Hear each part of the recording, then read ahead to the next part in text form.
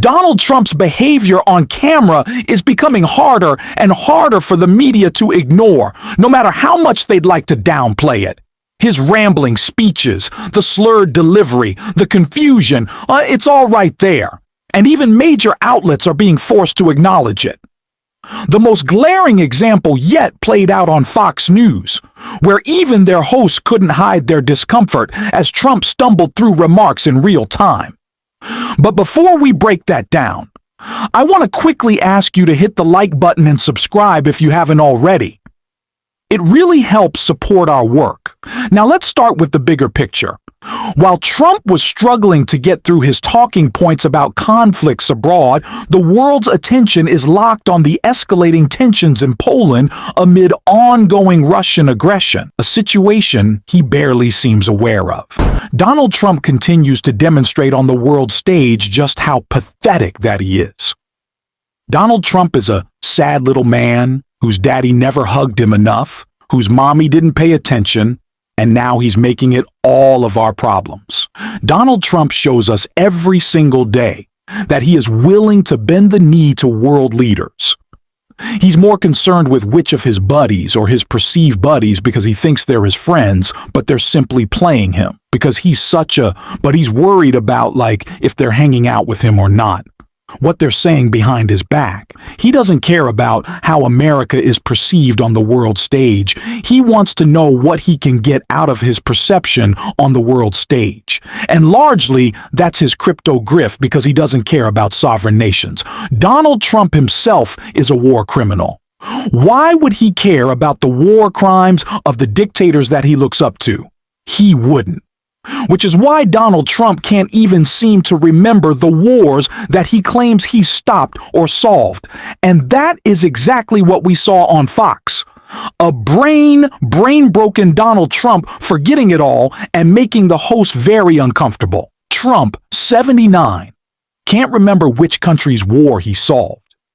President Donald Trump appeared slightly confused in a Friday morning interview with Fox and Friends. The same appearance where he announced that the person responsible for killing Charlie Kirk had been apprehended. Taking time to boast about the peace deals he's been making, Trump told the show's host, "So I solved, as you know, 7 wars. 7? I did so many." I solved wars that was unsolvable. Azerbaijan and Albania, it was going on for many, many years. I had the prime ministers and presidents in my office. They sat so far apart. One chair was there, one chair was there. I said, "Fellas, get together, come on." He said, "I've been fighting." The one said, both great guys, they said, "I've been fighting for 22 years. I've been killing his people for 22 years.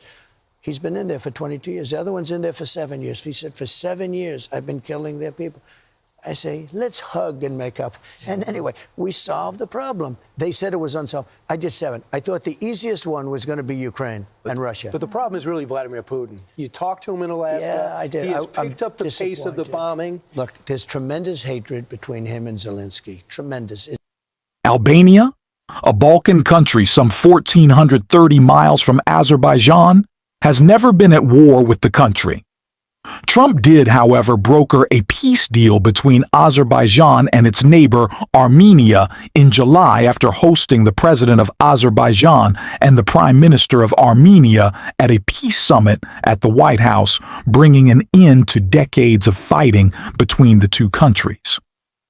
Announcing the peace deal, Trump said at the time, "Now they're friends, and they're going to be friends for a long time. You two are going to have a great relationship, and if you don't call me, and I'll straighten it out." Trump loves to claim he deserves more credit for all the wars he solved, except he hasn't solved any. Not the one he promised would be over in 24 hours, and certainly not the others he takes credit for. Forgetting which imaginary wars you've ended is peak Trump performance. His whole image is built on posturing as a strong man, but lately he's been more focused on his own mortality and how history will remember him. I still believe he's clinging to power with everything he has, but it's clear he's also preoccupied with his legacy. And with all that in mind, notice how little he cared about Charlie Kirk's death.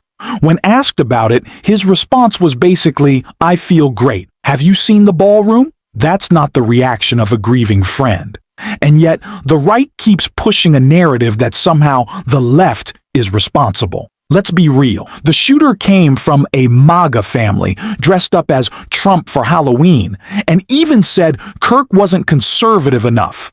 That's not on us. We don't have a cult leader demanding loyalty. What part of this tragedy do we own? Certainly not the rhetoric when it's Trump and his allies who keep inflaming tensions. Remember, J.D. Vance was the one who first compared Trump to Hitler. And now Republicans like Nancy Mace are trying to claim that calling someone fascist is a slur. It's not a slur. It's a description when the behavior matches.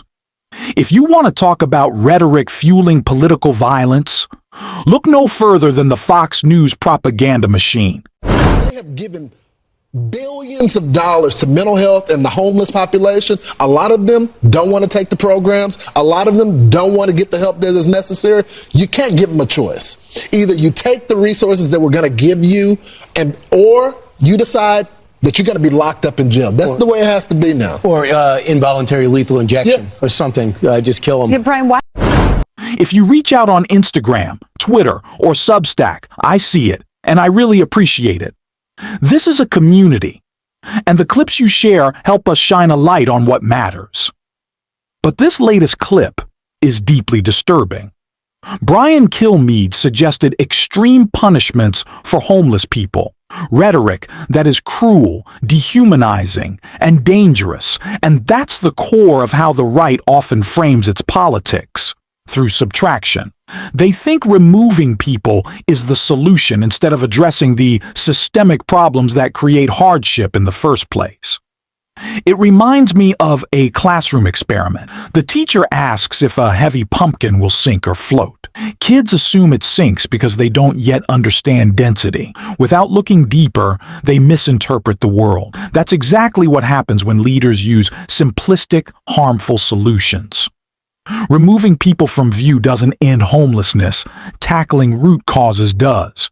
If Donald Trump and his allies truly wanted safer communities, they'd be passing common-sense gun reforms, not deploying troops into cities.